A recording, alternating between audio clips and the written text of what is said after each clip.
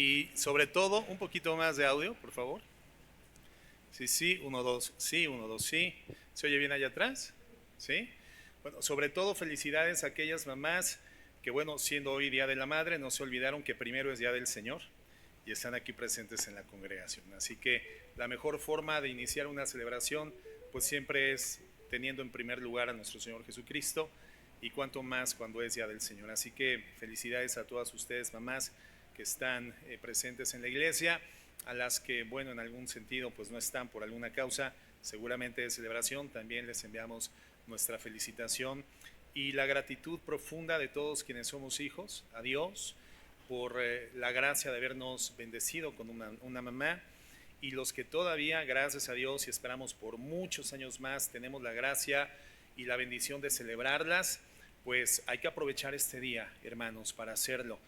Hay quienes dicen, no, es un día de consumo y mercantilismo, no, y es que la mercadotecnia, todo es para incrementar el consumo y el gasto. Bueno, si no gastamos en nuestras mamás, ¿en quién gastamos, hermanos? Es la mejor forma de invertir parte de nuestros recursos honrándolas a ellas. Así que, hermanos, si hoy te la puedes llevar a comer, si la puedes llevar al cine, si la puedes regalar, no, no a tu mamá, o sea, regalarle a tu mamá, ¿verdad? Sí, no. Pastor, yo ya la regalé, llegan la siguiente semana. No, no, no, no, no. Si le puedes regalar a tu mamá, créeme de verdad que es una grande bendición. El Señor dice que el camino de una vida próspera, de una vida correcta, una vida estable, bendecida por Él, es aquel que recorremos honrando, amando y respetando a nuestros papás. Y algo bien importante, hermanos, la palabra honra en el griego proviene de un vocablo que es timé, y significa tasa económica. Fíjate qué importante. Nosotros como hijos honramos a nuestros papás cuando somos niños, cuando no tenemos una actividad productiva todavía, a través del respeto y la obediencia. Pero cuando ya comenzamos a desarrollar cierto nivel de autonomía o autosuficiencia financiera, ya tenemos un primer trabajito, o vamos avanzando en el curso de la vida y vamos desarrollando una vida productiva, nuestras mamás, nuestros papás tienen que estar siempre, siempre dentro de nuestro presupuesto financiero. No importa que estés casado, no importa que la vida de tus papás sea solvente, ellos siempre tienen que ser honrados materialmente por nosotros.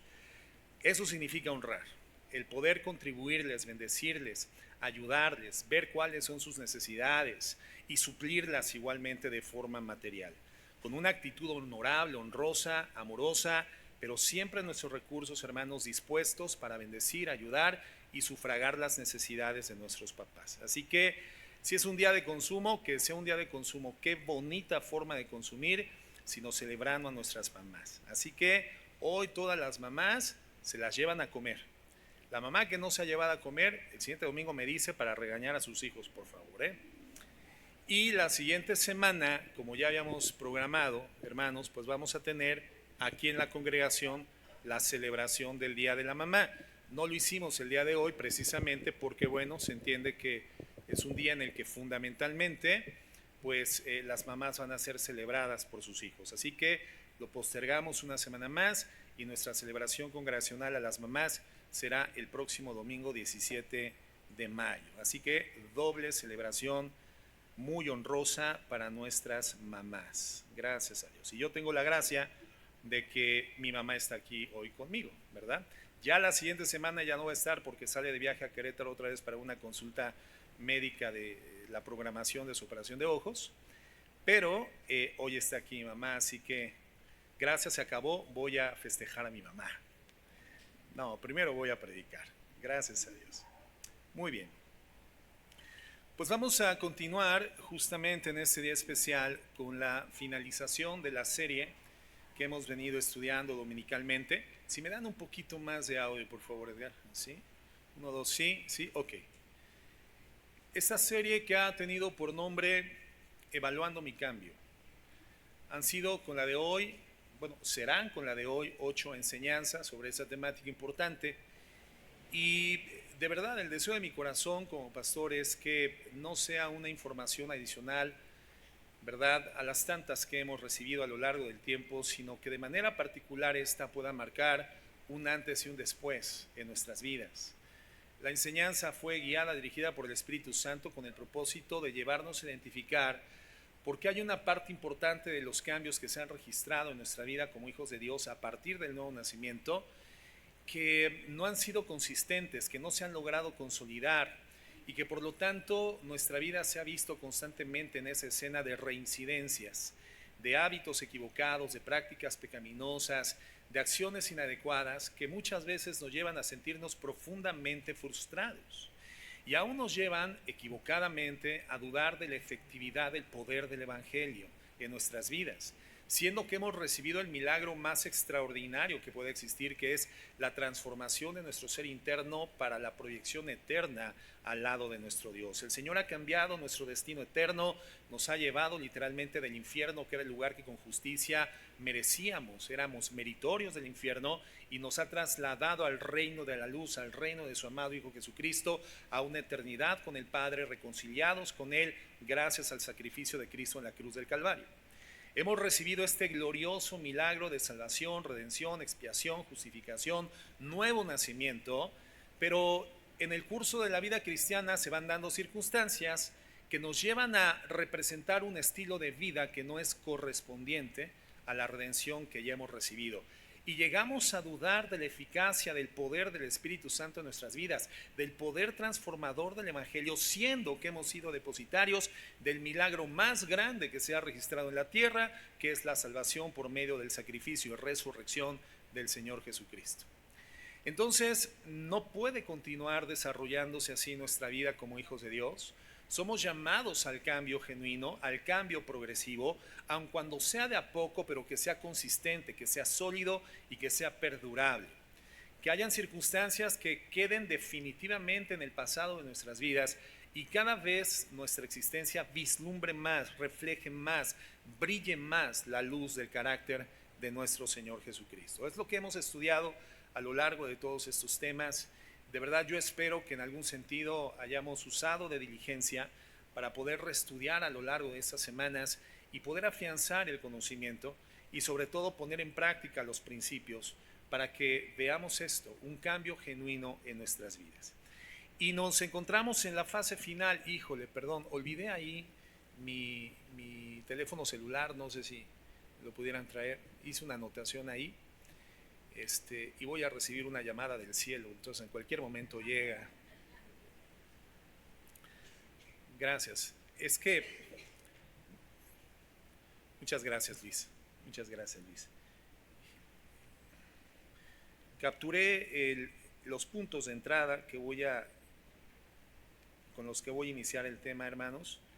Ya no los pasé aquí a la computadora, pero quiero introducir el último tema recordando un poco lo que vimos desde las últimas dos sesiones. Recuerdan que vimos esta fase, este tema final que tiene por título los ingredientes del cambio, ¿verdad?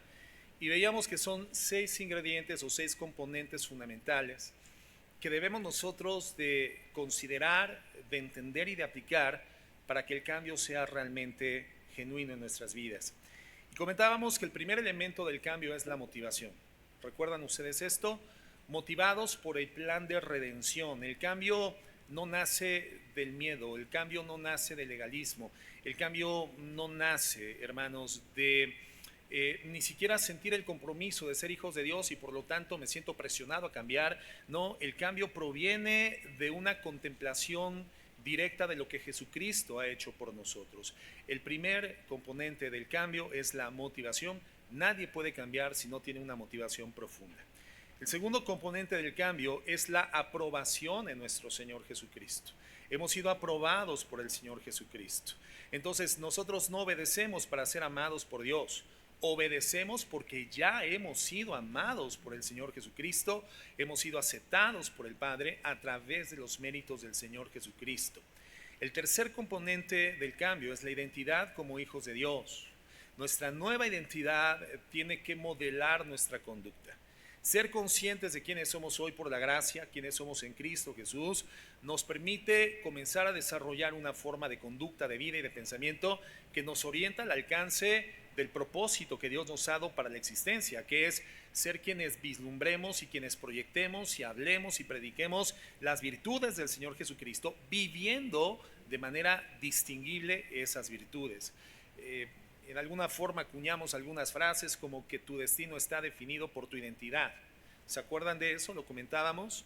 Tú no vas a ser diferente a aquello que tú crees que eres. Entonces, si no tienes una plena identidad en la obra de redención y transformación de Cristo en tu vida, va a ser muy difícil que lleves un estilo de vida redimido y transformado. El cuarto componente para el cambio, hermanos, es la convicción espiritual. Debemos de estar convencidos de que solo nuestra saciedad, la saciedad que demanda nuestra alma, esa saciedad de plenitud que todos los seres humanos tenemos, ese vacío del alma con el cual todos nacemos y que en alguna forma, como lo ejemplifica el Antiguo Testamento, vamos intentando llenar ese vacío a través de cavar cisternas rotas que no retienen agua, y muchas veces le damos la espalda a nuestro Señor Jesucristo, que se autodefine como la fuente de agua de vida. El único que puede saciar verdaderamente, plenamente, profundamente y eternamente la necesidad de nuestra alma es el Señor Jesucristo. Y de eso necesitamos tener una convicción. En quinto lugar, veíamos la dependencia del Espíritu Santo. El verdadero crecimiento cristiano ocurre por la obra del Espíritu Santo en nosotros. Entonces debemos de rendirnos, comentábamos, dejarnos gobernar por el Espíritu Santo y no resistirlo. Y esto lo logramos, como comentábamos, igualmente a través de la contemplación de nuestro Señor Jesucristo, la contemplación de la obra del Evangelio. Se produce este cambio cuando nosotros miramos, meditamos, reflexionamos en la persona, en la gloria de Cristo, en la obra del Señor. Y mientras más contemplamos, más somos transformados a su imagen. Es lo que vimos hasta la semana pasada. Y entonces, teniendo esto como una realidad de la cual tendremos que ser conscientes en nuestras vidas, la pregunta es, ahora, ¿cuál es mi responsabilidad? ¿Qué es lo que tenemos de hacer? ¿Qué es lo que ahora nos corresponde a nosotros hacer con esta información, con estos componentes, con estos ingredientes, para que el cambio progrese, se desarrolle y, como hemos comentado, sea un cambio sustentable, sea un cambio genuino, sea un cambio sostenible? Muy bien, vamos a Filipenses 2:12, por favor. ¿Cuál es nuestra responsabilidad? Vamos a leer dos versículos. Esta lectura la voy a hacer en en la Biblia de las Américas. Así que dice, ¿ya estamos ahí? Estamos teniendo otra vez problemas con la proyección, pero bueno, traemos las Biblias, ¿verdad? Si no sale en la pantalla, entonces hay que buscar en la Escritura, hermanos. Filipenses 2:12 dice de la siguiente manera: así que, hermanos, amados míos, tal como siempre habéis obedecido, no solo en mi presencia, dice Pablo, sino ahora mucho más en mi ausencia, ocupaos en vuestra salvación con temor y temblor. Fíjense esta parte final del versículo 12. Dice que por cuanto nosotros hemos sido obedientes en algunas formas, ¿no? Pablo se establece como un testigo del crecimiento en la obediencia de la iglesia de Filipos. Y dice, ustedes han sido obedientes cuando yo soy presente, pero también han sido obedientes, y les insto, les exhorto a que sean obedientes aún en mi ausencia, mucho más en mi ausencia, y por lo tanto ocúpense en vuestra salvación con temor y con temblor. Aquí en algún sentido el apóstol Pablo estaba considerando un factor humano muy común en todos nosotros, que es el hecho de lograr cierto nivel de rendimiento en un espectro de exigencias, cierto nivel de cumplimiento en una escena de responsabilidades cuando somos vistos o cuando somos observados. Pero la realidad es que el apóstol Pablo no pasaría la mayor parte del tiempo de su ministerio junto a los filipenses o en presencia de los filipenses, sino en ausencia de la vida comunitaria de los filipenses. Y entonces, en algún sentido, Pablo les está diciendo, no tiene demasiado caso que cuando yo estoy presente entre ustedes manifiesten una conducta evidente de obediencia, sino que la obediencia tiene que estar motivada no por mi presencia, sino por algo más importante, porque ustedes son redimidos, hijos de Dios, transformados por la gracia. Por eso, sobre todo en mi ausencia, ustedes tienen que ocuparse en su salvación con temor y con temblor. Verso 13. Porque Dios es quien obra en vosotros, tanto el querer como el hacer, por su beneplácito. En la Reina Valera dice por su buena voluntad. Entonces, en el versículo 13 vemos la respuesta al versículo 12. El versículo 12 dice que nos ocupemos en nuestra salvación con temor y temblor. Pero, ¿por qué nos tenemos que ocupar en nuestra salvación con temor y temblor? ¿Cómo es que tenemos que hacer esto? Y nos dice en el verso 13, porque Dios es Dios quien obra en ustedes tanto el querer como el hacer para su beneplácito. Entonces entendemos que Dios nos ha provisto, hermanos, de herramientas, nos ha dado los insumos para que nosotros hagamos una tarea, para que nos dediquemos a una ocupación, para que ejerzamos una labor. Hay muchos cristianos que lamentablemente han interpretado este pasaje como un cuidado a la salvación, un llamado a cuidar el estado salvífico, porque en algún sentido, forma, dicen, se puede perder. Entonces aquí el apóstol Pablo nos está diciendo que nos ocupemos de no perder la salvación, como si fuera un asunto de que si no me ocupo por ella la puedo perder. Bueno, no es lo que implica este versículo, no es lo que nos está enseñando este texto, sino que Dios ya nos ha dado todo lo que necesitamos para ocuparnos en vivir de acuerdo a esa salvación que por gracia Él nos ha dado. En el contexto, hermano, es la única explicación que podamos darle al texto sin violarlo.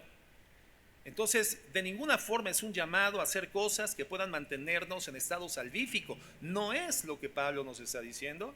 Nos está diciendo que hemos sido dotados de todos los requerimientos, de las herramientas, por cuanto Dios es quien produce en nosotros el querer y el hacer por su buena voluntad. Entonces de Dios vienen las herramientas para que ahora nosotros responsablemente nos ocupemos en esta tarea, que es vivir de forma tal que manifestemos la redención de la que hemos sido sujetos por los méritos de Cristo en la cruz del Calvario y jamás por nuestros méritos.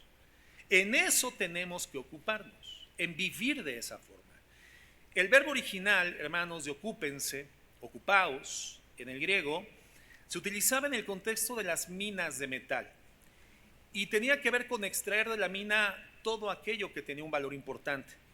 Entonces, lo que Pablo nos está diciendo por el Espíritu Santo es: extraigan de su salvación, deriven de su salvación todo lo valioso que hay hoy en día en su vida en Cristo. Eso es lo que significa en el contexto. Extraigan todo lo valioso que hoy existe en sus vidas por causa de su redención en Jesucristo. Es decir, usen la salvación para mostrarla, usen la salvación para manifestarla, sáquenla a la luz, que sea evidente, mínenla. Entonces, la salvación tiene mucho que producir en ustedes, es lo que dice Pablo. La salvación, así como una mina llena de metales preciosos, la salvación en ustedes tiene mucho de valor que continuar produciendo. Es una riqueza que tiene que ser vista.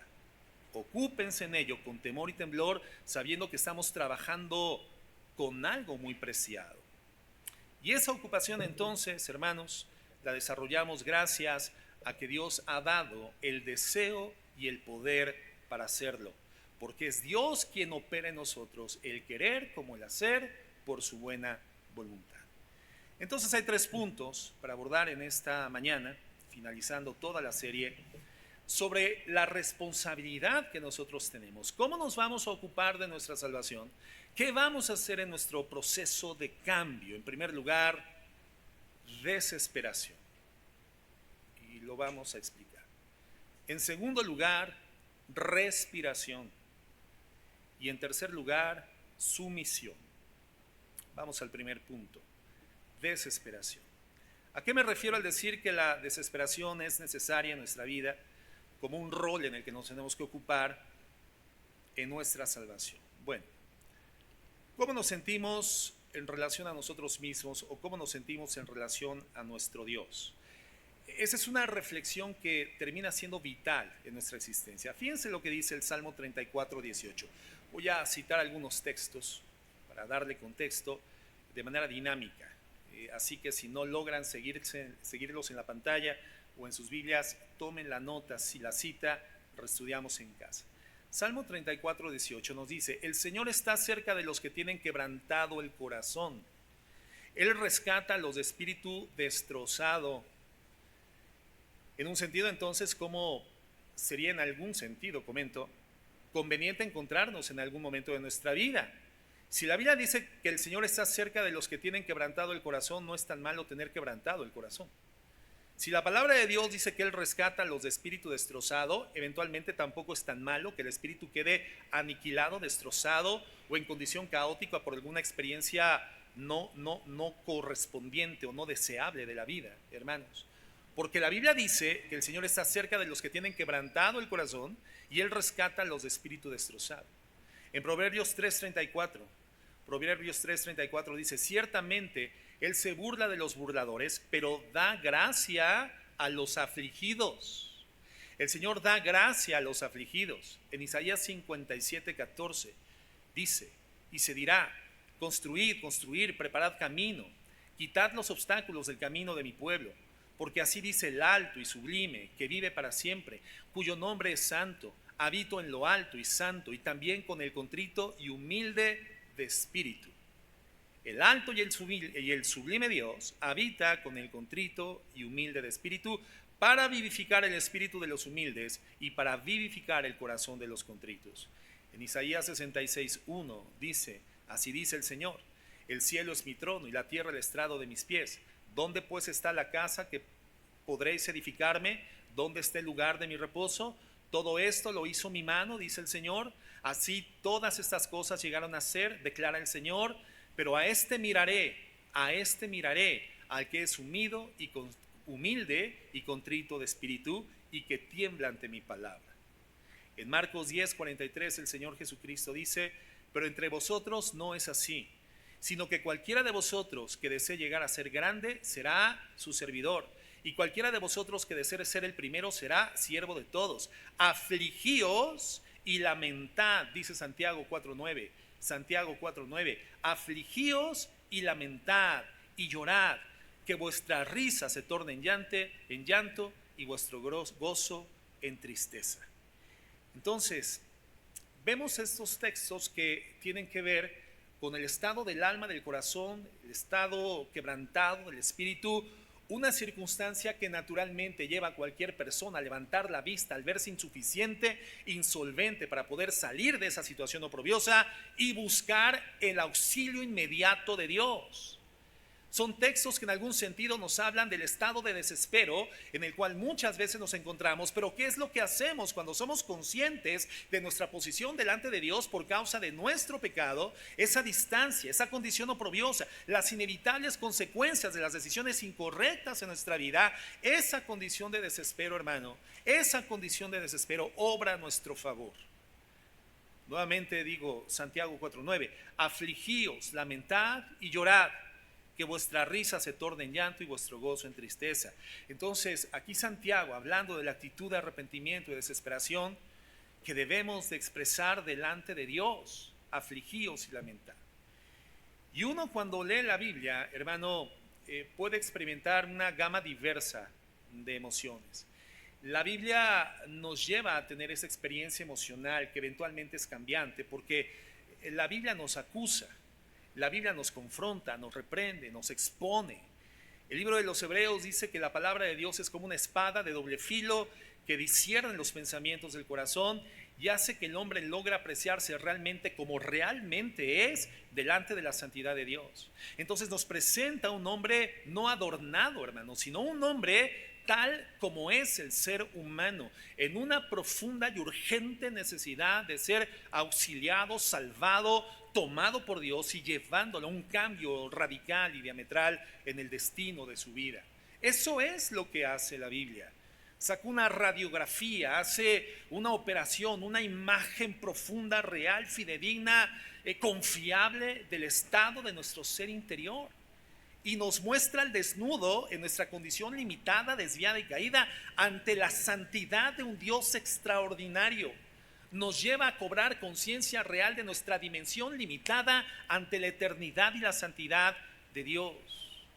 Aún, hermanos, los principales personajes de la Biblia son crudamente presentados en la Biblia, y eso nos permite darnos cuenta de que la Biblia es creíble, porque la Biblia expone a sus personajes sin maquillaje, sin ficciones, sin disfraces moralistas, tal como son, con sus errores y su profunda necesidad de Dios. Entonces, la forma en la que nos vemos a nosotros mismos va a generar en nosotros una disposición específica para que podamos trabajar en nuestro cambio.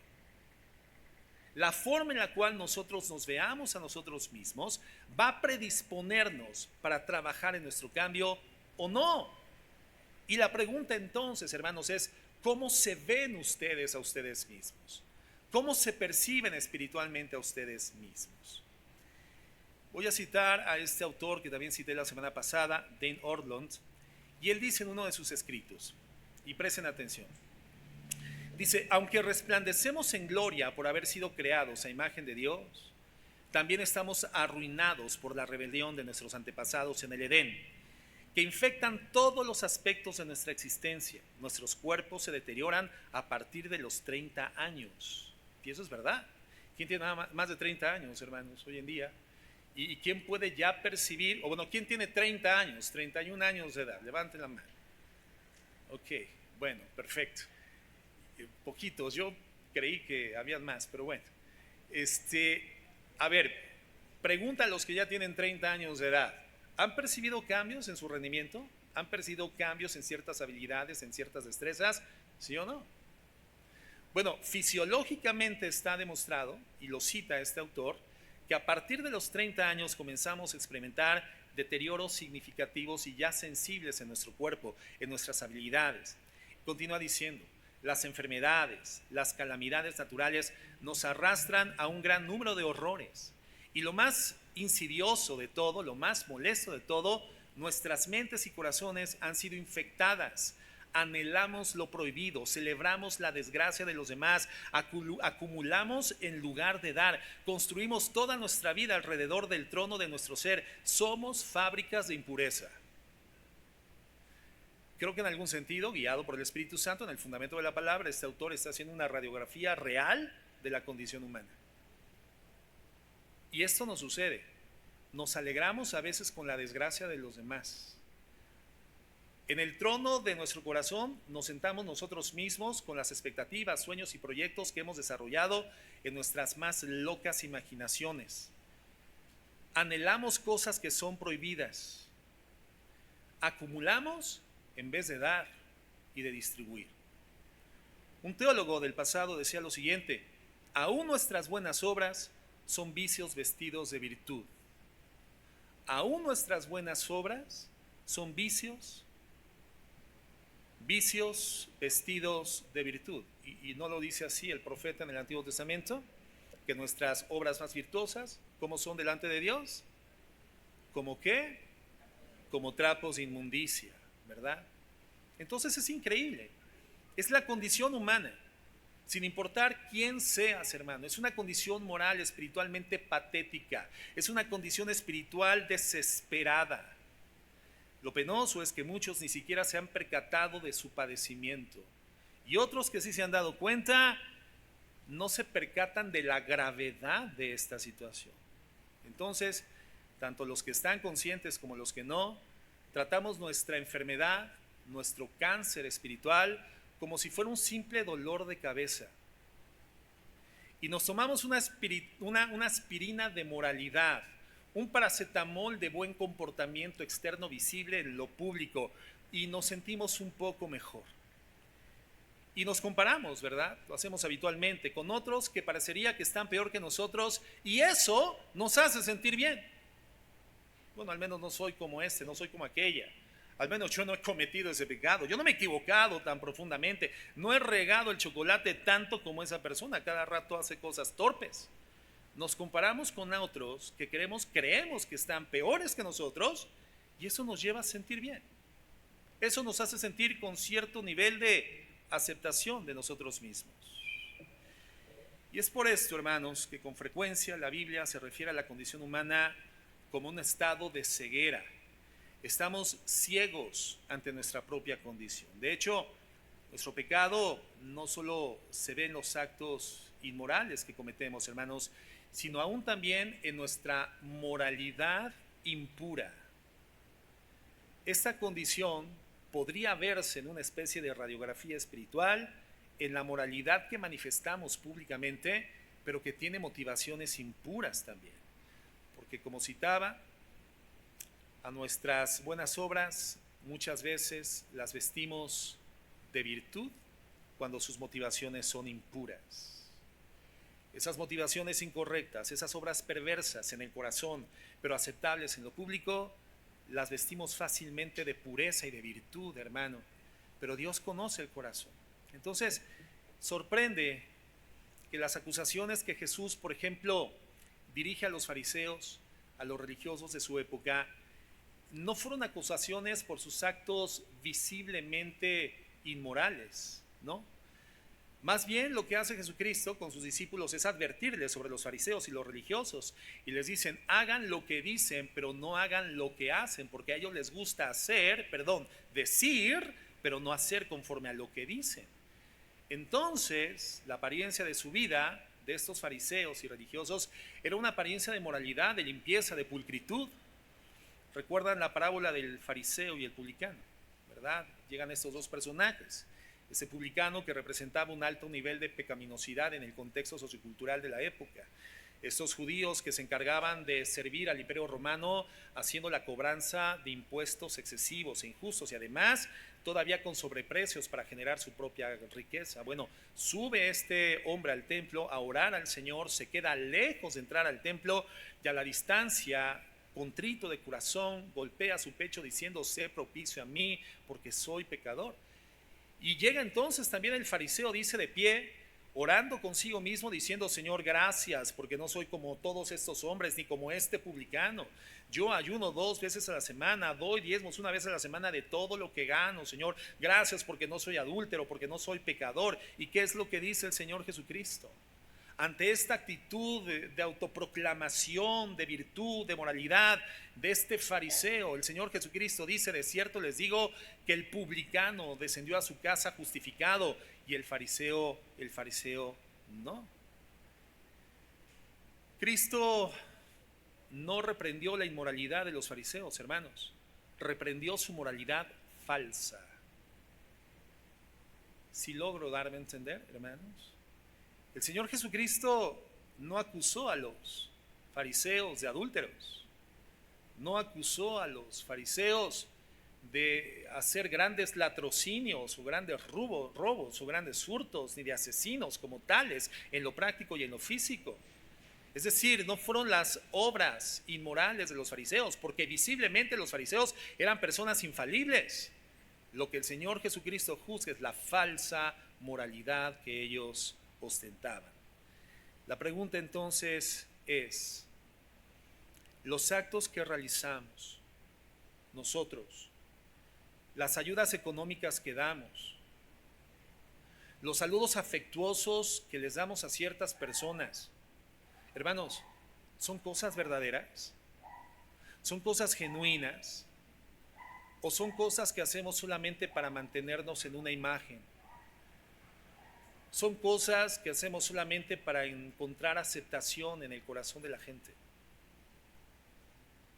¿Cuánta veracidad hay en nosotros? ¿Cuánta verdad bíblica está definiendo nuestra manera de conducirnos y comportarnos? Las buenas obras que hacemos, analizadas a la luz de las motivaciones del corazón, que nos motivan a hacerlas, que nos mueven a hacerlas, ¿cómo serían calificadas por Dios? ¿Como actos hipócritas o como actos puros? Increíblemente, la conclusión sería que no pocas, sino es que la mayoría de nuestras buenas obras están vestidas y teñidas de impureza, aunque se vean bien. Y es por eso que la salvación cristiana, hermanos, no es un simple acto de ayuda o de asistencia del Señor. Hermanos, la salvación en Cristo es el rescate que hemos experimentado. El Evangelio no toma nuestro bien y nos completa con la ayuda de Dios, no. El Evangelio nos dice que estamos muertos, desvalidos, incapaces de contribuir con nada a nuestro rescate. Y lo único que traemos a nuestro rescate es el pecado que el Señor borra por el poder de su sangre en la cruz del Calvario. Hermanos, la salvación cristiana no está potenciándonos únicamente, literalmente nos está regenerando. Nos está dando una nueva naturaleza, una resurrección en algún sentido. Eso es lo que representa para nosotros la salvación. No fue un acto bondadoso de Dios asistiéndonos y ayudándonos en las áreas insuficientes, las cosas en las que teníamos ciertos niveles de debilidad, y el Señor llega entonces, nos complementa y nos... No, la salvación literalmente es el rescate, es la resurrección espiritual. Estábamos muertos en nuestros delitos y pecados. La salvación literalmente, hermanos, fue ejecutada por Dios, y si no la ejecuta Dios en Cristo, estábamos eternamente perdidos. Eternamente perdidos.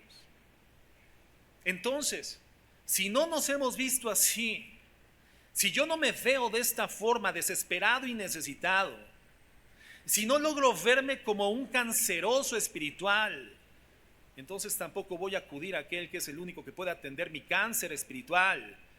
Y ese único, hermanos, es Jesucristo. El cambio va a estar limitado por la percepción que tengamos de nuestro pecado, hermanos. Si no tenemos una percepción de la profundidad de nuestro pecado, entonces el cambio siempre va a ser un cambio limitado. Necesitamos, como lo decía el salmista, Señor, hazme ver los pecados que me son ocultos, aquellos pecados de los que no soy consciente. Porque, hermanos, pecamos de forma tan habitual y natural que aún las cosas que hacemos, que son inmorales y pecaminosas delante de Dios, muchas veces no nos damos cuenta de ellas. Pero también necesitamos, además de desesperación, necesitamos respiración. Segundo punto. Pero sí logré expresar, hermanos, por qué la conciencia de nuestro estado debe de llevarnos ante nuestra limitación humana para el cambio y la salvación, llevarnos al desespero que deriva naturalmente en clamar al Señor y decirle como el salmista, Señor, aún de los pecados que me son ocultos, Señor, líbrame. Señor, evalúame a la luz de la verdad, por el poder de tu Espíritu Santo, una radiografía de corazón, una radiografía sobre la condición, la naturaleza de mis motivaciones, Señor, porque no quiero tener esa malignidad, esa inmoralidad disfrazada de virtud pública, pero sí en una condición motivante en mi inmoralidad, en mis deseos egoístas y personales, en mis conveniencias. Señor, quisiera ser una persona enteramente transparente, que cuando abrazo, abrazo con el corazón, que cuando bendigo, bendigo de verdad, que el único motor de mis acciones sea realmente que tú seas glorificado y reconocido por las personas con las que interactúo socialmente, iniciando por mi familia, Señor, continuando con mis hermanos en la fe. Necesitamos el desespero para entender entonces la inminente y urgente necesidad de Cristo. Segundo punto, respiración. Y esto es una analogía. Podríamos decir que el cristiano está llamado a respirar, inhalar Biblia y exhalar ¿qué? Inhalamos Biblia, Dios se comunica con nosotros, y exhalamos oración. Es un acto, es una simbiosis, no existe la una sin la otra. O alguien podrá decir, ¿sabes qué? A mí eso de estar emanando constantemente dióxido de carbono, voy a contaminar de más. Yo ya no voy a exhalar nunca más. Solo voy a respirar, ya no voy a exhalar, ¿verdad? O si por ahí alguien tiene un problema, ¿verdad? De un aliento no muy fresco, no muy agradable, ¿verdad? Y, ¿sabes qué? No, yo para evitarme, bueno, yo ya no voy a exhalar, solamente voy a respirar. ¿Es posible? O tú podrías decir, solamente voy a exhalar, voy a dejar de respirar. No, no se puede, hermano, es una simbiosis. Son dos actividades codependientes la una de la otra. Somos llamados a respirar para mantenernos en vida. Inhalamos y exhalamos, inhalamos y exhalamos. Como cristianos estamos llamados a respirar, inhalar meditación de la palabra y exhalar oración. Y esto es tan elemental que algunos podrían pensar que ya no es necesario decirlo dentro de nosotros, pero no estaría yo seguro de esa verdad. Por ejemplo, en los deportes de equipo, ¿alguien ha participado en algún deporte de equipo, básquetbol, fútbol, voleibol, etcétera? Bueno, cuando un jugador del equipo está haciendo cosas que no fueron conforme a lo que se hizo en el entrenamiento, digamos, comienza a experimentar cosas nuevas, comienza a ser novedoso, comienza a hacer cosas diferentes, pero que en términos reales no están siendo productivas para el equipo, entonces lo llama el entrenador. ¿Y qué le dice el entrenador? Mira, ¿sabes qué, Pedrito? Tranquilízate, vuelve a los fundamentos. ¿Por qué estás haciendo cosas raras? Parecen interesantes, parecen novedosas, pero no están dando resultados. Vuelve a los fundamentos. ¿Qué implica esto para un futbolista, por ejemplo? ¿Sabes qué? Toca el balón, acompáñate del equipo, no seas individualista, suelta la bola, juega en conjunto. ¿Alguna vez un entrenador le dijo a alguno de ustedes esto? Ya, suelta la bola. Fútbol asociación, es un juego de equipo, no eres solo contra el mundo. Esto se juega en equipo, vencemos en equipo, pero no puedes vencer tú solo. Vuelve a los fundamentos, haz lo que sabemos que no falla. ¿Qué podemos decir nosotros en relación al caminar en Cristo? Exactamente lo mismo, hermanos. Volvamos a los fundamentos. Y ese es el fundamento de la vida cristiana. Es obvio, por supuesto, para todos. Pero ¿quién puede decir que está espiritualmente bien en su inhalación bíblica el día de hoy? ¿Quién podrá decir claramente, es que yo estoy bien con mi inhalación bíblica y estoy mejor con mi exhalación de oración? ¿Quién? ¿Quién podría decirlo? Yo inhalo Biblia y exhalo Biblia de forma normal, de forma natural, es mi hábito, estoy habituado, estoy acostumbrado, no tengo problemas con el tema de la meditación y no tengo problemas con el tema de la oración. ¿Podría levantar su mano y firmarnos la Biblia todos al final del servicio, por favor? Y decirnos cómo le ha hecho, ¿verdad? ¿Quién podrá decir, yo siento que mi oxigenación espiritual está al 98%, pastor? ¿No? Eso es lo que médicamente se piensa que es una buena oxigenación. Una persona que le colocan un oxímetro y marca 98% está oxigenando perfectamente. Pero ¿qué sucede cuando el oxímetro comienza a descender en el porcentaje y de repente 94, 93, 92, ahí ya hay una señal de alarma, 91, 90, 80? ¿Qué hay que hacer cuando alguien oxigena el 80%, hermano? ¿Qué hay que hacer? Lo tienen que llevar al hospital, le tienen que dar asistencia de oxigenación, le tienen que colocar oxígeno literalmente. Y si sigue descendiendo la oxigenación, 84, 82, 70, ¿qué tienen que hacer, hermano? Lo tienen que intubar porque está dejando de oxigenar y esa persona se va a morir. ¿Quién podría decir, pastor, yo estoy al 98% de oxigenación espiritual? Yo no tengo ese tipo de problemas, pastor, yo estoy bien. Bueno, yo te diría, mira, mejor ponte el oxímetro espiritual y mide si estás inhalando Biblia bien y lo suficiente. Mide si estás realmente inhalando palabra de Dios y si realmente estás exhalando vida de oración. Para muchos, oxigenación espiritual, hermanos, no es saludable. No es saludable. ¿Qué tienes que hacer entonces? Regresa a los fundamentos. ¿Cómo puedes darte cuenta de que no es saludable tu oxigenación espiritual? De la misma forma que un jugador de fútbol en un equipo se da cuenta de que su ineficacia, de que sus hierros y fallas están obrando en contra de los intereses del equipo. De la misma forma, cuando las cosas no están aportando, no están saliendo bien y está perjudicando al equipo, ¿cómo podemos darnos cuenta si estamos inhalando Biblia y exhalando oración de manera correcta como la Biblia lo establece, siendo esto el fundamento de la vida cristiana? Hermanos, porque las cosas en el hogar, en la familia, en el matrimonio, con los hijos, en el trabajo, en el negocio, en la coexistencia social, no están bien. porque mi identidad con Cristo está fallando, porque eventualmente dudo de mí mismo, porque constantemente no logro identificar cuál es el propósito central por el cual Dios me dio dones, habilidades, talentos, capacidades. No logro entender cómo engrano en la obra, en el engranaje, en esa condición operativa del cuerpo. No sé qué parte del cuerpo soy, no estoy aportando. Suelo ser más perjudicial que beneficioso en mi entorno, en mi matrimonio, en la educación de mis hijos, en mi vida conmigo mismo. No me siento gozoso, me veo al espejo y me caigo mal. ¿Te ha pasado eso? Que te ves al espejo y dices, qué gordo me caes. Bueno, fácil. Así nos damos cuenta. No se requiere demasiada inteligencia, hermanos. No se requiere de tanta sensibilidad para darnos cuenta cuando estamos oxigenando bien o cuando estamos teniendo una disminución en el porcentaje de oxigenación espiritual.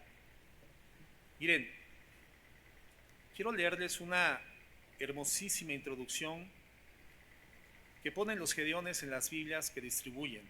Los Gedeones internacionales es un ministerio cristiano que consiste en buscar la inversión de hombres de negocios, personas de empresa que tienen recursos excedentes para la impresión de Biblias, Nuevos Testamentos.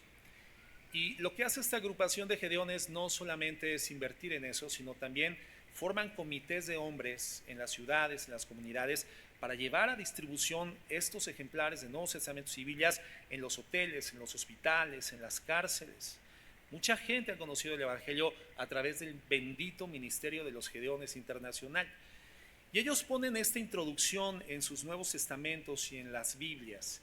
Y es un poco larga, pero la voy a leer porque creo que contiene mucha verdad espiritual. Dice así dice la introducción. La Biblia contiene la mente de Dios, el estado del hombre, el camino de la salvación, la condenación de los pecadores y la felicidad de los creyentes. Sus doctrinas son santas, sus preceptos son vinculantes, sus historias son verdaderas y sus decisiones son inmutables. Léela para ser sabio, cree en ella y asegúrate y practícala para ser santo. Contiene luz para dirigirte, comida para sostenerte, consuelo para animarte. Es el mapa del viajero, es el bastón del peregrino, es la brújula del piloto, la espada del soldado, el acta del cristiano. Aquí el paraíso es restaurado, el cielo es abierto, las puertas del infierno son reveladas, Cristo es su gran sujeto, nuestro bien es su diseño y la gloria de Dios su propósito. Debe de llenar la memoria, gobernar el corazón, guiar los pies. Léela lentamente con frecuencia y en oración. Es una mina de riqueza, un paraíso de gloria, un río de placer. Te es dada en vida y será abierta en el juicio. Será recordada para siempre. Conlleva la responsabilidad más alta, recompensa el trabajo más grande y condena a todos los que jueguen con su contenido sagrado. Qué hermoso, ¿no? Eso es lo que la Biblia es para nosotros, hermanos. Es la carta de Dios. Digamos que es la correspondencia personal del Señor para nosotros. Y entonces, ¿qué tendríamos que hacer con el Señor ante la realidad de que muchas veces, hermanos, dejamos de oxigenarnos espiritualmente, de que no estamos inhalando palabra de Dios, de que no estamos exhalando vida de oración? Ser honestos y presentarnos ante Él y decirle: Señor, perdóname, porque la realidad es que cuando voy a la palabra no la leo con tanto placer. La realidad es que no la consumo con tanta frecuencia, como la grandeza de lo que realmente implica tu palabra, la palabra de Dios. Hermanos, si estamos desnutridos de la palabra de Dios, por supuesto no tenemos tampoco eficazmente una vida de oración. Si estamos desnutridos de la palabra de Dios, por supuesto que no estamos cambiando. No estamos cambiando. Porque el instrumento, hermano, por naturaleza de transformación, es la palabra de Dios. El instrumento por excelencia de cambio, de transformación, es la palabra de Dios. Jesús dice en Juan 17:17, santifícalos en la verdad, tu palabra es verdad. ¿Qué significa santificar? ¿Cómo podríamos definir de manera sencilla, sucinta, muy concretamente la palabra santificar? Si entendemos que la santificación es un proceso progresivo por medio del cual, a través de la influencia y poder del Espíritu Santo, vamos pareciéndonos más a nuestro Señor Jesucristo en la forma de ver, de pensar y de actuar. Si entendemos que eso es santificar, entonces la santificación involucra un cambio de nuestro estado natural, original, al estado salvífico, semejante cada vez más al carácter de Cristo. Por lo tanto, hermanos, santificar es cambiar. Santificar es cambiar. El Señor dice, santifícalos en la verdad, porque tu palabra es verdad. Él está diciendo, cámbialos en tu verdad, tu palabra es verdad. Por lo tanto, el agente por excelencia del cambio en nuestras vidas es la palabra de Dios. Si tú no tienes consistencia en la palabra de Dios, si no te oxigenas con la palabra de Dios, tu comunicación con Dios será defectuosa. Hermano, tienes que renunciar a la expectativa de cambio. No hay cambio para ti al frente de tu vida. Si al frente de tu vida no se encuentra como puntal la palabra de Dios. Por eso, después de ver los ingredientes del cambio, la pregunta ahora es, ¿qué tengo que hacer? ¿Qué me corresponde hacer? ¿Cuál es mi responsabilidad? ¿Cómo contribuyo con Dios con el cambio en mi vida? ¿Cómo soy proactivo? ¿Cómo adiciono del mismo valor espiritual que Dios está dando para enriquecer mi vida? ¿Cómo adiciono valor para mi cambio y para mi transformación? No había nada que yo pudiera hacer para mi salvación. Todo obra en los méritos de Cristo. Todo.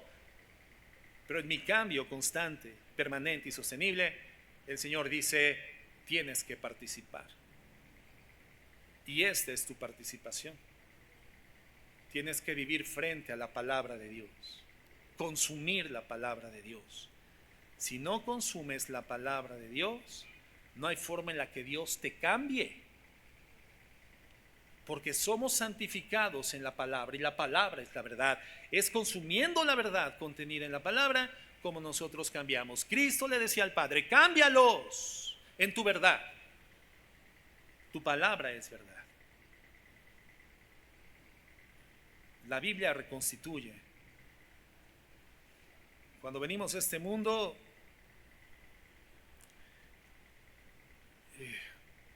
nuestra percepción del mundo es completamente incorrecta, hermanos. Es una percepción defectuosa del mundo, porque llegamos a esta tierra, si no con la imputación de la culpa de Adán y de Eva, porque eso sería una injusticia espiritual de parte de Dios, imputarnos una responsabilidad que no tenemos. Ese tema de la culpa imputada la vamos a estudiar doctrinalmente, hermanos, porque tenemos que ir haciendo ajustes cada vez más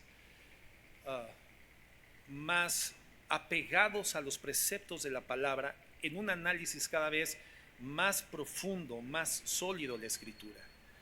Pero en algún sentido, tal vez algún tiempo pensamos que nosotros nacemos con una culpa imputada, que nosotros recibimos por línea de sangre la culpa del pecado que cometieron Adán y Eva. Hermanos, ¿eso sería justo de parte de Dios?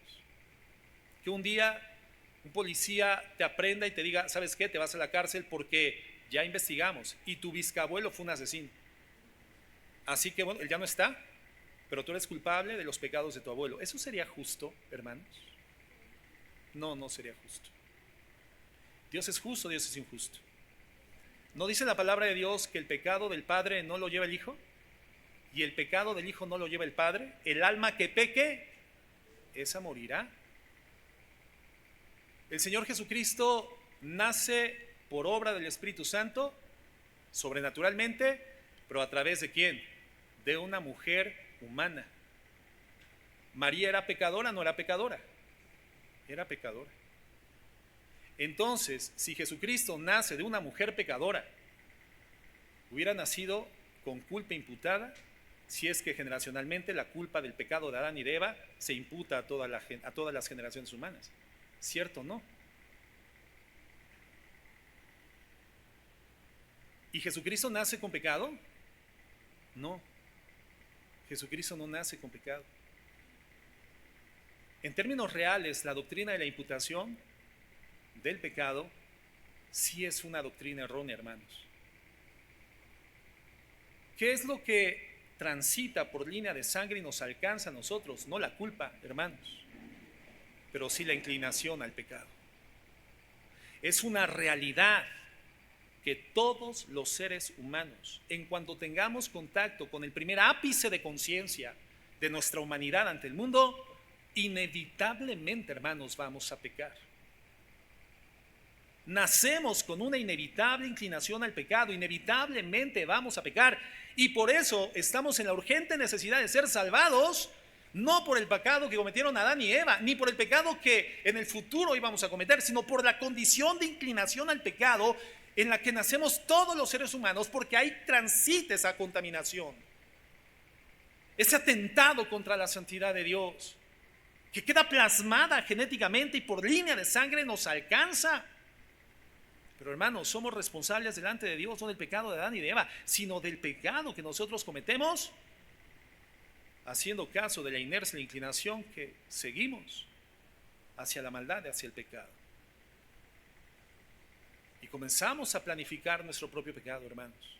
Desde el momento en el que somos conscientes, entendemos que el pecado es un vehículo eficaz para encontrar la gratificación a las cosas que queremos necesitar con urgencia, inminentemente.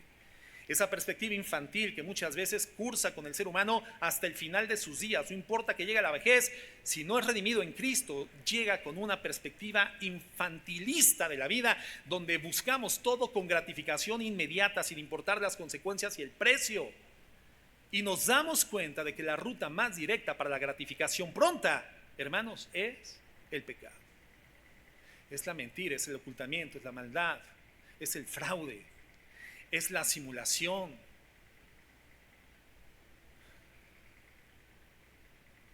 Venimos a este mundo así de dañados y así de afectados. Entonces, cuando llegamos al mundo, nos vemos de una forma incorrecta. Tenemos una visión propia de las cosas, pero equivocada. No entendemos a Dios correctamente, no entendemos la manera de ser verdaderamente felices. No entendemos la forma en la que realmente podemos aspirar a la felicidad. Ignoramos hacia dónde se dirige la historia humana y de hecho no tenemos sabiduría para saber cómo se vive la vida. No tenemos la más mínima idea de cómo se vive la vida, y de ahí muchos clichés. Es que nadie estudia para ser papá. Bueno, es que, a ver, yo la primera vez que me caso, yo no tenía experiencia en yo no estudié para estar casado. Pues debiste haberlo hecho. Debiste haberte preparado para ser papá. Debiste haberte preparado para encarar la vida con sus responsabilidades y consecuencias. Pero ¿dónde encontramos esa capacitación? ¿Dónde encontramos esas verdades? ¿Dónde está contenido ese tesoro, esa gloria de parte de Dios para la humanidad, para enseñarnos a ser felices en medio de un mundo caído por el pecado? Se encuentra en su palabra. Y la única forma en la cual nos reconstituimos es en la palabra y por el poder de la palabra.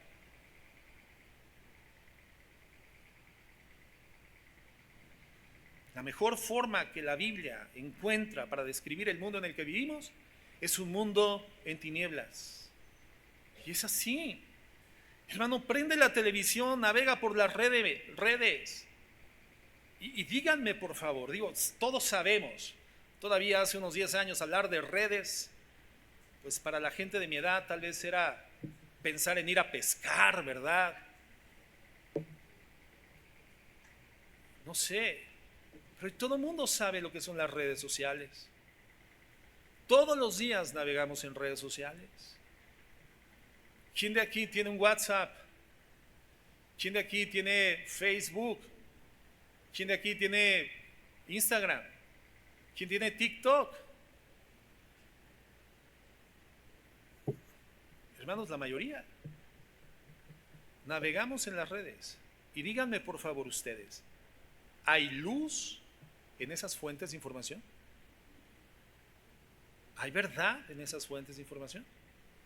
Bueno, pastor, es que yo sigo a cierto teólogo y yo sigo a cierta iglesia cristiana y en mis redes constantemente, sí, pero aún si tú haces la medición estadística de la información oscura y en tinieblas que emerge en tus redes, en comparación de la verdadera luminosidad eterna, la verdadera luminosidad eterna que fluyen por esas redes, hermano, el porcentaje es muy demeritorio de la luz. Las redes y la televisión no son fuente de luz. Y si nosotros tomamos esas fuentes informativas para intentar aprender a vivir, hermanos, no sabemos vivir.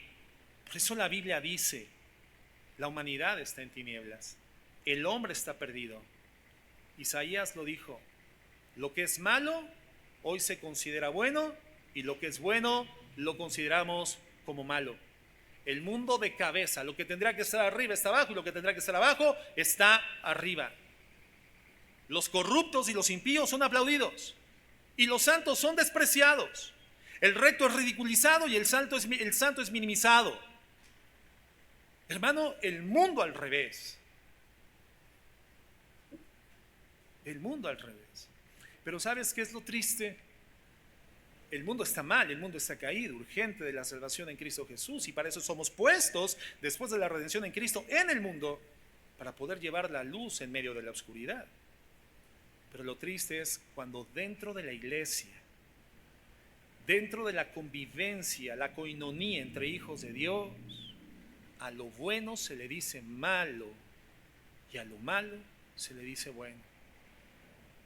Lo que tiene que estar arriba está abajo y lo que tiene que estar abajo está arriba. Cuando entre la convivencia en los hijos de Dios, al santo se le desprecia. Aquel que quiere virtualizar la pureza se le rechaza o se le dice aburrido o se le dice, espérate, la predicación ya pasó en la mañana. Entonces nos confrontamos ante la realidad de una iglesia carnalizada, sin evidencia de cambio.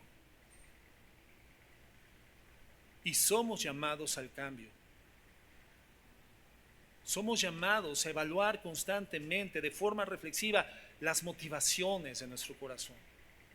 Entender que el corazón es el centro operativo de nuestras vidas. Que lo que establezcamos en el corazón lo vamos a amar, lo vamos a abrazar y va a determinar el destino, porque donde esté nuestro tesoro, ahí estará nuestro corazón. El tema no es el cambio, el tema es qué amamos, porque lo que amas dirige tu vida, le da identidad a tu vida y tu identidad determina tu destino. Por eso somos llamados a respirar en el proceso del cambio. Somos llamados a respirar. La Biblia te reconstituye. Increíblemente el Señor nos transforma. Mira, cuando yo me casé hace algunas décadas ya, no tenía el concepto que tengo el día de hoy sobre el matrimonio. Pero gracias a Dios, la palabra es la palabra la que me ha cambiado para bien. Es la exposición recurrente a la Biblia, a la palabra de Dios, lo que en mi caso ha transformado mi vida, hermanos, y mi perspectiva, y mi definición de matrimonio. Y creo que algo que Dios, evidentemente, en mi caso particular, ha utilizado eficazmente, es que por mi oficio espiritual, mi llamamiento ministerial pastoral, el hecho de que tengo que estar frente a la congregación mínimo 2 veces por semana, preparando, estudiando y haciendo un esfuerzo que verdaderamente involucra un trabajo, hermano, cada ocasión que yo voy a la palabra, yo tengo una doble bendición, hermano, porque la buscando primeramente que impacte mi vida para poderla transmitir a la iglesia, pero cuando la estoy transmitiendo a la iglesia, la palabra sigue obrando en mi corazón. Cada ocasión que celebramos un matrimonio es una bendición para mi matrimonio y mi esposa lo agradece, porque para mí es recordar nuevamente, ser pulido, ser afinado nuevamente en el rasero de la palabra y llegar de celebrar un matrimonio como si yo fuera el novio, con esos principios vibrando nuevamente, midiendo mi vida a la luz de esos principios bíblicos. ¡Qué bendición! La Biblia te reconstituye, la Biblia te restaura. Cambia tus conceptos, transforma tu vida. La palabra de Dios va dándonos pulimento, filo, comprensión, sensibilidad al corazón. A los hombres nos hace ser esposos, padres, hombres de familia, conforme al corazón de Dios, con las mujeres también. El efecto de la palabra, hermanos, es purificante, perfeccionador.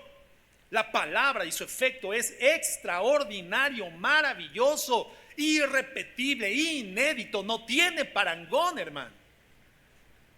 Por eso nuestra oxigenación espiritual, donde inhalamos palabra y exhalamos oración, es nuestra responsabilidad en el cambio. Un pastor con más de 50 años de ministerio decía lo siguiente. Él le agradecía a Dios. Él decía: lo que más le agradezco a Dios es que me haya puesto como predicador, porque ciertamente esto hubiera sido duro. Prepararme por 50 años para dar mensajes semanas con semana. Esto tuvo un efecto purificador en mi alma indescriptible. Pero hermano, este llamamiento no es para predicadores o para pastores. Este llamamiento es para todos los hijos de Dios. ¿Cuál es mi responsabilidad comparada a la tuya de estar frente a la palabra de Dios, hermano? Es exactamente la misma responsabilidad.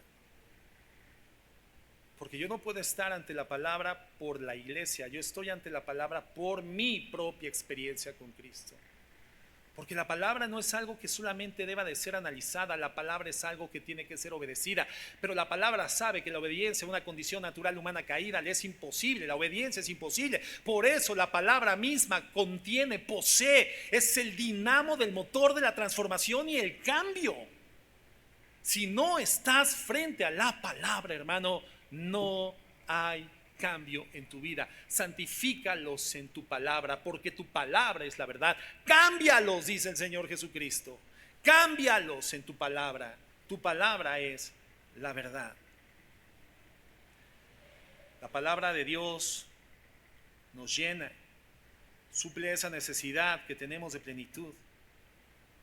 Y lo que para nosotros es la inhalación de oxígeno físicamente, lo es la lectura de la Biblia para nosotros espiritualmente. La palabra es una roca debajo de nuestros pies. ¿Qué dice el Señor Jesucristo en Mateo 7? La parte final del Sermón del Monte. Deja la cereza del pastel, deja el broche de oro para el Sermón del Monte, cuando Él dice: cualquiera que oye mi palabra y la obedece es aquel que edifica su casa, su vida, sobre la roca. Pero si no es la obediencia, el conocimiento y la obediencia a mi palabra el fundamento de tu vida, estás edificando sobre la arena. El primero es inteligente, el segundo es torpe. Y pretendemos muchas veces, aun siendo cristianos, hermano, edificar grandes edificios, grandes proyectos, como lo es la paternidad, el matrimonio, hacer un negocio, definir el destino físico de la vida. Nos cambiamos de lugar de residencia en base de la arena, hermanos, estableciendo fundamentos en la arena, para solamente ver al tiempo cómo todo se viene abajo, se resquebraja, todo colapsa. Porque el Señor Jesucristo dijo: el que conoce mi palabra, esta que acabo de dictar, y la obedece, le compara al hombre prudente que edifica su casa sobre la arena. Vendrán ríos, vientos, tempestades darán con ímpetu contra esa casa, pero no será derribada, porque todo depende de tu cimiento. E invertimos grandes cantidades de esfuerzo y recursos en edificaciones, proyectando nuestra vida hacia el futuro, cimentando en la arena, hermano. Vienen las lluvias, vienen los vientos, los ríos dan con ímpetu, y grande es la ruina de esas vidas cristianas. Grande es la ruina de esas familias, grande es la ruina de esos ministerios. La palabra, hermanos, es nuestra roca.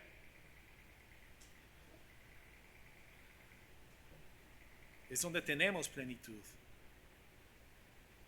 Es una esperanza en medio de los temores y la incertidumbre. Pero no solo eso. Hermanos, la palabra también es un libro de buenas noticias. De buenas noticias. ¿Quién quiere buenas noticias? ¿A quién le gustan las buenas noticias? Levanten su mano. Los que no, prefieren las malas noticias de plano, sí. A ver, ¿a quién le gustan las buenas noticias? A mí también, y esa es una buena noticia, hermanos. Bueno, la Biblia es eso, es un libro de buenas noticias. A veces la Biblia se torna un poco pesada porque la leemos con ojos legalistas o con ojos religiosos fariseicos. Y lo único que vemos en la Biblia son reglas, normas.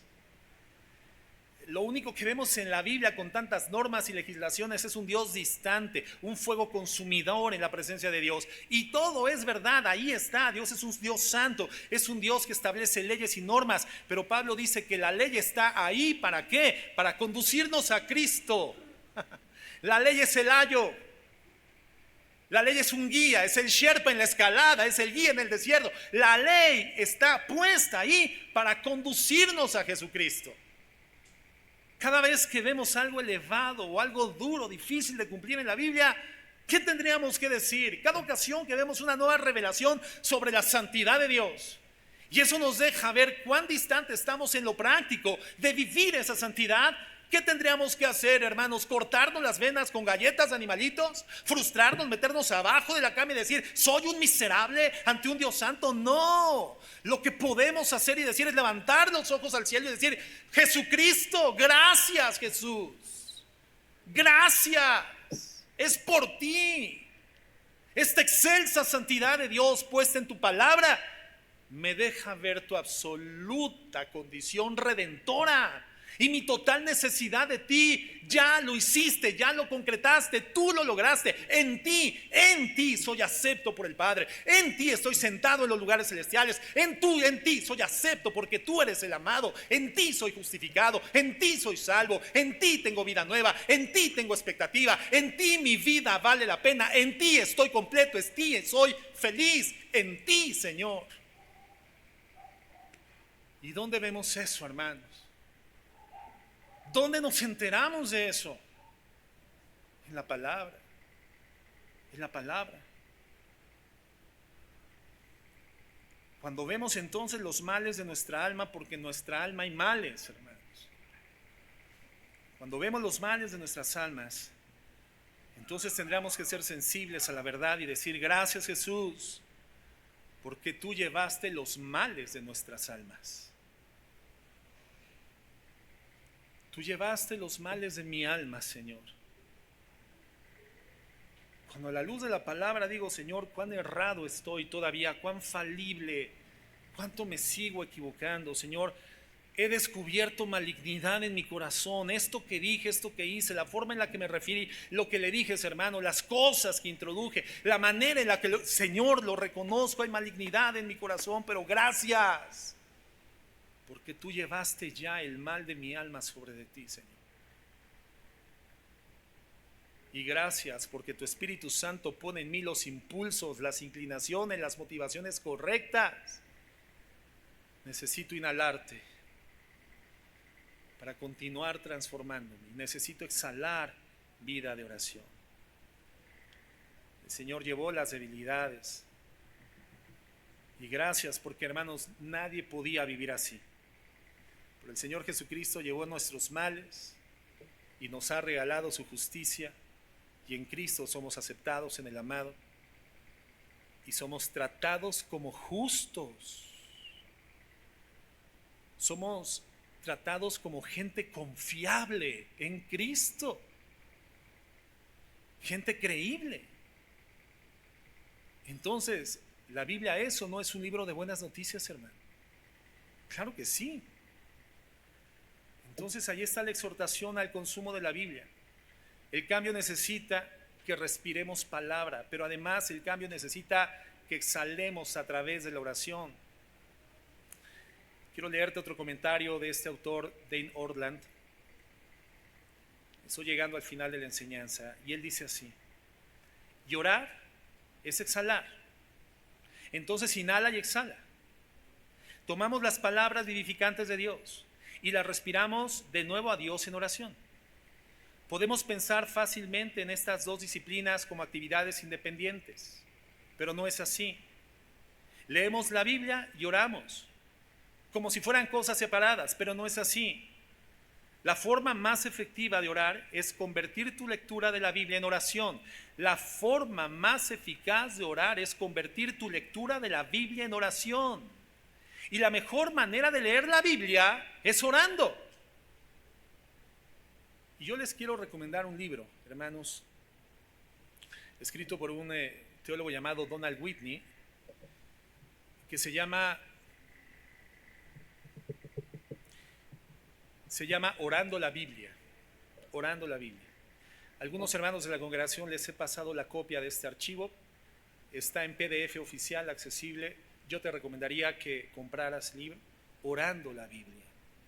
Un extraordinario método escritural de oración. Y el precepto, el principio es muy sencillo. Donald Whitney dice, mira, la realidad es que a lo largo de nuestras vidas vamos a continuar orando por las mismas cosas, porque siempre oraremos por la familia, por la iglesia, por las necesidades, por las enfermedades. Estaremos orando por nuestros hijos, estaremos orando generalmente por las mismas cosas. Estaremos glorificando a Dios, brindándole nuestra gratitud. Bueno, hay que hacerlo de tal forma que no termine siendo un mero ritual frío, distante de Dios. ¿Qué nos hace pensar que si ni siquiera nosotros mismos tenemos la capacidad de mantener durante 10 minutos la atención sobre oraciones repetitivas que se convierten en rezos, y cuando menos cuenta nos damos, nuestra boca está hablando cosas de las que están muy distantes del corazón y estamos rezando nuestros clichés cristianos? ¿Qué nos hace pensar? Que si nosotros no tenemos la capacidad de estar frente ahí, a Dios le va a gratificar mantenerse oyendo repeticiones todo el tiempo. Y con honestidad, sin que me respondan, hermanos, ¿cuántos ya han incidido en esta realidad donde su oración al Señor dejó de ser oración y se ha convertido en un rezo con clichés cristianos? En la mañana cuando se levantan, las mismas palabras; en la tarde al comer, las mismas palabras; en la noche antes de dormir, las mismas palabras, los mismos clichés, creyendo que estamos haciendo uso eficaz de nuestra comunicación con el Señor, y no es así. Y entonces Donald Whitney plantea esta verdad: en la medida en la que tú aprendes a orar a través de los salmos, leyendo los salmos y encontrando en cada versículo de los salmos un factor motivante de oración, una guía de oración, tú puedes continuar orando por las mismas cosas, pero a la luz de las verdades bíblicas. Y entonces refrescas tu vida de oración, refrescas tu tiempo de oración, y tu comunicación con Dios es genuina, es consciente, es viva, es eficaz, es vibrante, es real, es una comunicación palpable. Por lo tanto, los resultados también serán visibles. Orando la Biblia, hermanos, se lo recomiendo.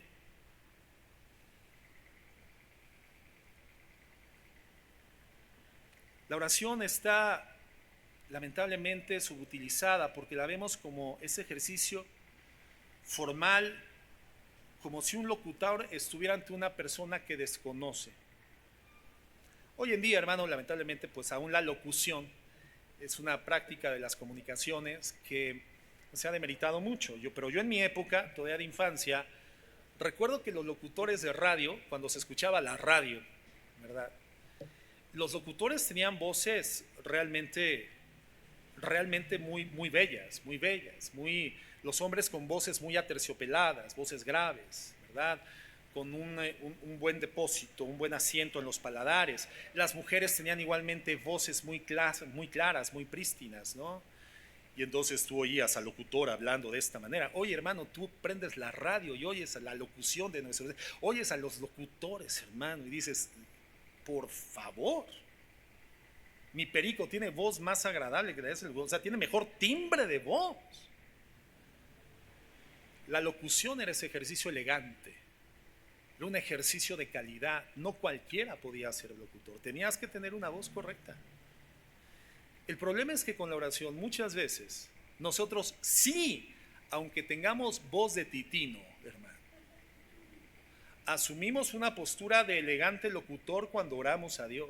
¿Te ha pasado? Utilizamos lenguaje rimbombante, rebuscado, la jerga cristiana cuando oramos a Dios. ¿O me ha pasado nada más a mí?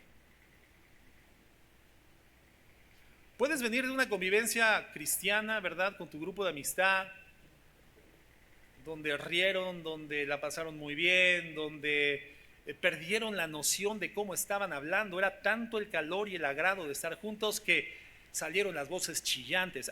Pero cuando llegas a orar, oh Señor mi Dios, oh mi Dios, santo, santo Dios, y comienzas a sacar toda la jerga.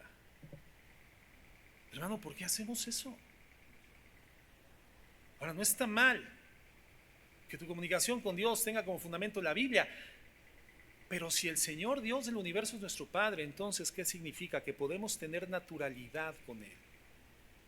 No significa que seamos indecentes con Dios, no significa que seamos triviales con Dios, pero la Biblia nos llama a, con una actitud amorosa y reverente, respetuosa, manifestarnos con naturalidad con el Señor, con naturalidad. Gálatas 4:6, estoy terminando, hermanos. Gálatas 4:6. Pablo lo dice de esta forma: y debido a que somos sus hijos, Dios envió al Espíritu de su Hijo a nuestro corazón, el cual nos impulsa a exclamar: Abba, Padre. Estoy en la Biblia de las Américas. Y debido a que somos sus hijos, ya somos sus hijos, Dios envía al Espíritu Santo de su Hijo a nuestro corazón, el cual nos impulsa a exclamar: Abba, Padre. En el libro de Romanos 8:15 nos dice lo mismo.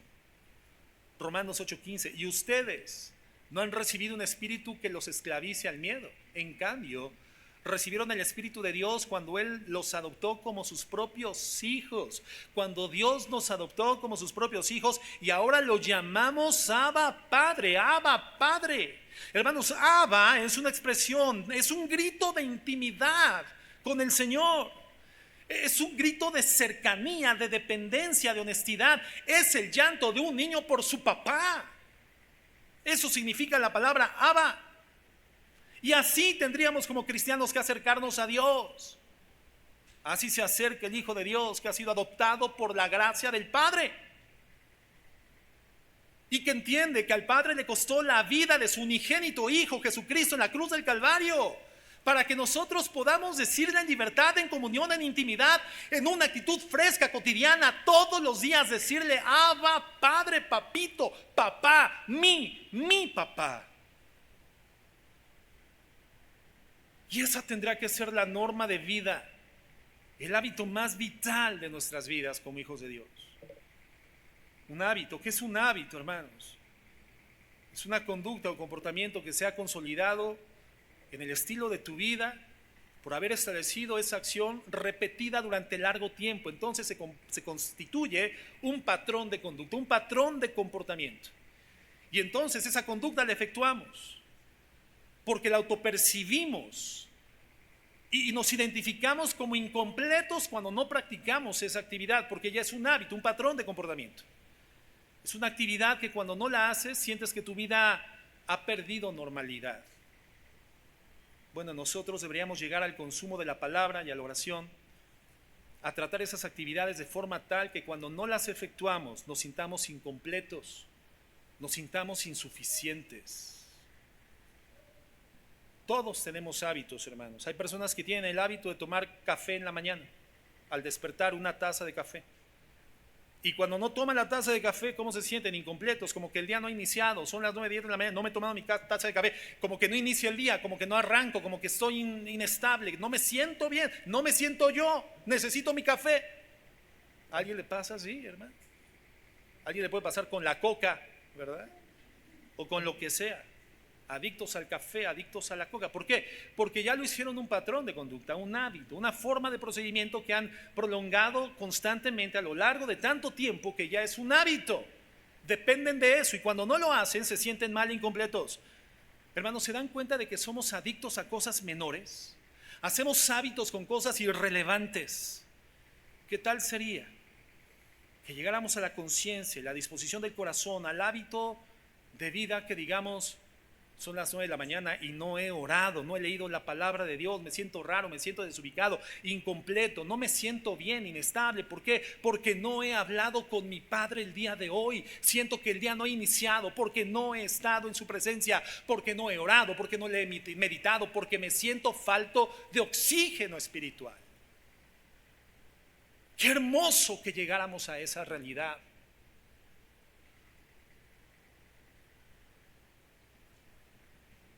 Y ese es el rol que la misma Biblia se entrega a sí misma, se da de sí misma ante los lectores de la Escritura. Primera de Tesalonicenses 5:17. Una instrucción concreta y clara. Nos dice Pablo, orad sin cesar.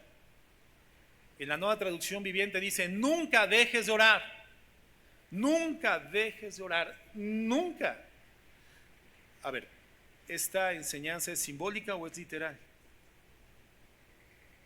Está expresada en una carta, una epístola, hermanos. En la Biblia encontramos diversos géneros literarios, encontramos poesía, encontramos literatura apocalíptica, encontramos leyes, encontramos normas, encontramos profecía, también encontramos cartas. Esa es una carta.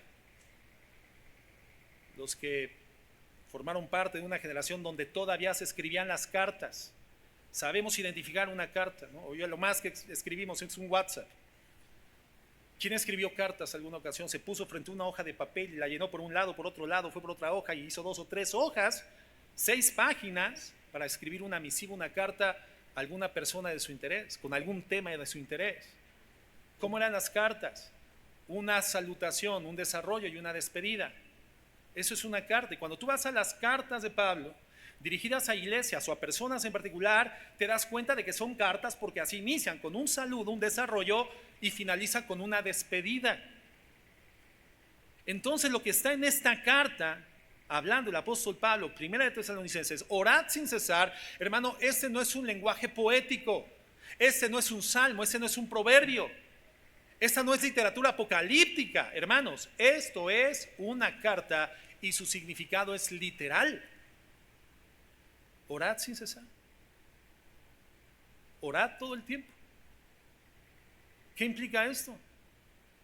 El Señor nos está diciendo, vayan por la vida orando. Vayan por la vida orando todo el tiempo. Interactúen con los demás orando en la mente. Estudien orando en la mente. Hagan negocios orando en la mente. Cocinen orando en la mente. Manejen orando en la mente. Ojalá más, ¿verdad?, de nosotros manejáramos orando en la mente. Creo que el manejar sería una experiencia más agradable, ¿verdad? Orando en todo lo que hagas, todo el tiempo. Vayan por la vida orando. ¿Y qué debes de hacer cuando oras? Clamar a tu Padre, relacionarte con Él, comportarte de tal forma que haces efectiva una relación con el Señor, una relación cercana, íntima a través de Cristo, tan cercana como la más cercana e íntima de tus relaciones. Lo más íntimo que puedas imaginar en tu vida es tu relación con Dios y por lo tanto demanda una comunicación permanente en la mente con el Señor. Vayan por la vida orando.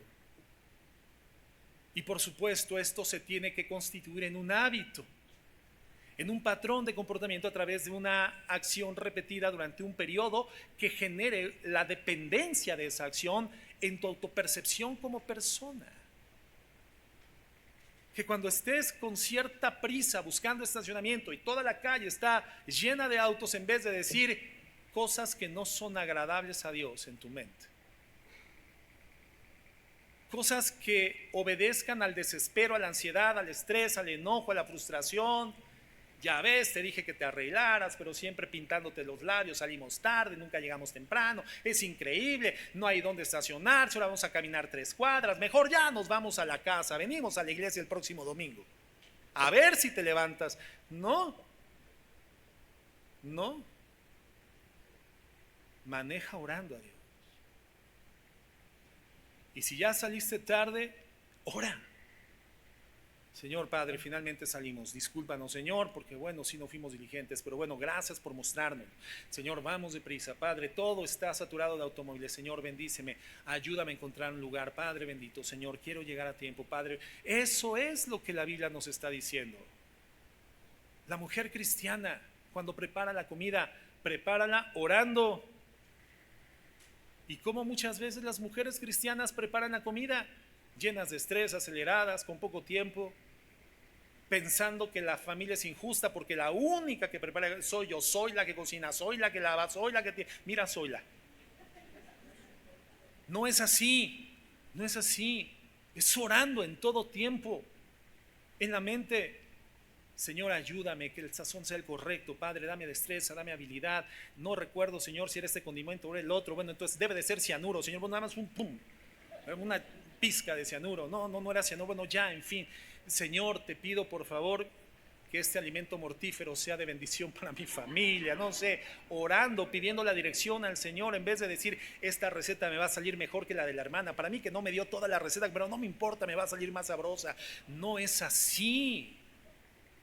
El Señor nos llama a hacer cambios, un nuevo sentido común, un sentido común espiritual, ya no carnal, cambios permanentes, orando, clamando al Señor, porque es la relación más íntima y cercana que realmente tenemos. Él mora dentro de nosotros, para poder tener con Él una comunicación tan íntima como con nadie más en el universo. Entonces, hermanos, tu responsabilidad en el cambio, ¿cuál es? Desesperación, saber tu condición, admitir tu condición, reconocer tu condición, respiración, la palabra, la oración, de manera habitual, que sea parte de nosotros. Y por último, y esto no me lleva tiempo porque no tendría que hablar de esto, la sumisión. La sumisión. Todos aquí conocemos la verdad, conocemos la palabra de Dios. Todos estamos presentes aquí. ¿Para qué estamos aquí? ¿Por qué invertiste el tiempo de tu mañana dominical para estar aquí en este lugar? ¿Para qué vinimos a este lugar, hermanos? ¿Solo para oír?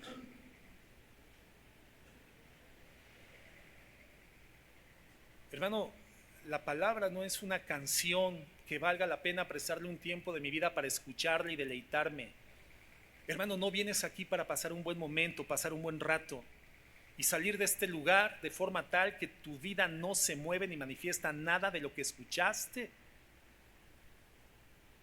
No vienes aquí para escuchar y seguir siendo el mismo hombre que entró a este lugar, el mismo hombre en tu casa, el mismo esposo en tu matrimonio que fuiste la semana pasada, hace 2 semanas, 3 semanas, 2 meses, 1 año. No vienes para eso. No vienes para sentarte y escuchar como si la palabra fuera una bonita canción. No, hermanos. Lo que estamos hablando es la verdad de Dios, roca para nuestras vidas, dirección, freno para nuestras almas, freno para nuestras conductas incorrectas, freno para nuestros impulsos. Entonces, hermanos, esos son los ingredientes del cambio. Esos son los componentes del cambio. Motivación, aprobación, identidad, convicción, dependencia y ser conscientes de nuestra responsabilidad. Vi a algunos que extrañamente tomaron nota. Lo voy a volver para esos extraños raros que tomaron nota, para que no se vayan incompletos. Se los voy a repetir otra vez, hermanos. Y los que no tomaron nota, tómenla, por favor. Ingredientes del cambio, ¿cuáles son? Motivación, lo estudiamos. Aprobación, lo estudiamos. Identidad, lo estudiamos. Convicción, lo estudiamos. Dependencia, lo estudiamos. Y ante todo esto, hermanos, nuestra responsabilidad. Desesperación, respiración y sumisión.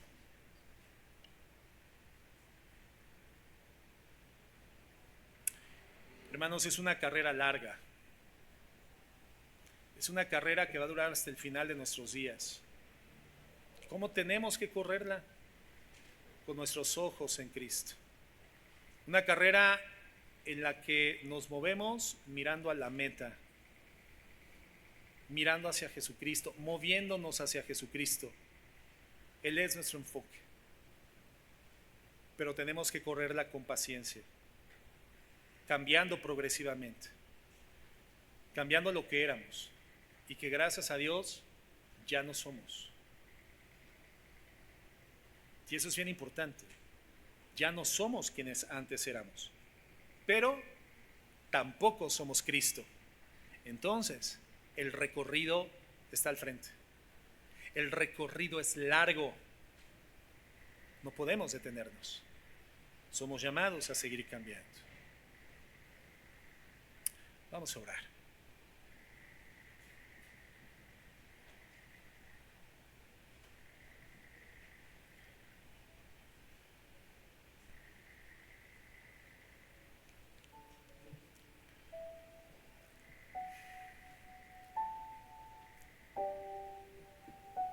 Señor, queremos agradecerte. Gracias por todo tu consejo, el que has incorporado a esta serie de enseñanzas, las cuales están ahí, Señor, están en los cuadernos de mis hermanos, están en nuestra cuenta de Facebook, para que, entendiendo que nuestra mente en capacidad es limitada y el porcentaje de retención no es tan elevado, Señor, si con diligencia vayamos a reestudiar, que esta serie no sea una más de tantas, que esta serie no solamente haya sido algo que nos hizo el domingo de alguna de estas semanas, sino que marque un antes y un después en Jesucristo. Porque después de esto el grado de responsabilidad ante ti, Señor, ha crecido exponencialmente. Hoy somos mucho más responsables ante el llamado que nos haces a cambiar. Hoy somos conscientes de que no podemos quedarnos con la punta del iceberg, sino que tenemos que ver en lo profundo, que tenemos que atender el corazón, que tenemos que reconocer verdaderamente las motivaciones, y que como hijos tuyos podemos agradecerte porque por tu Espíritu Santo, que es Dios en nosotros, hoy sí tenemos los impulsos, hoy sí tenemos la motorización para hacer, Señor, conforme a tu buena, agradable y perfecta voluntad. Que eres tú el que ha producido en nosotros el querer y el hacer por tu buena voluntad, que somos llamados a ocuparnos de nuestra salvación, significando esto que extraigamos del estado salvífico todas las cosas valiosas que contiene y las hagamos visibles para un mundo que no te conoce. Señor, somos llamados a cambiar. Sabiendo que hay en derredor nuestro una grande nube de testigos que ya corrieron en su época esta carrera que tenemos por delante, y que son ellos los observantes, son los testigos, están en la gradería de ese estadio que es la vida, en donde nosotros hoy estamos participando en la carrera, y nos dice: despójense del peso y del pecado, porque estos los asedian, y corran con paciencia la carrera que tienen por delante. Pero ¿cómo, Señor?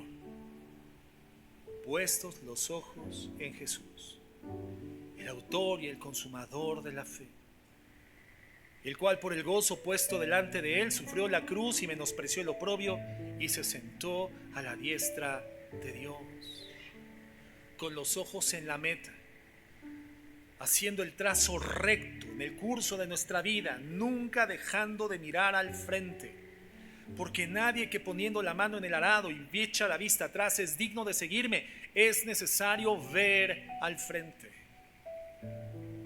y verte a ti, Señor, contemplar tu gloria, para poder observar transparentemente nuestra necesidad desesperada de ti, respirar tu palabra, exhalar la oración y vivir en sumisa obediencia a tu palabra,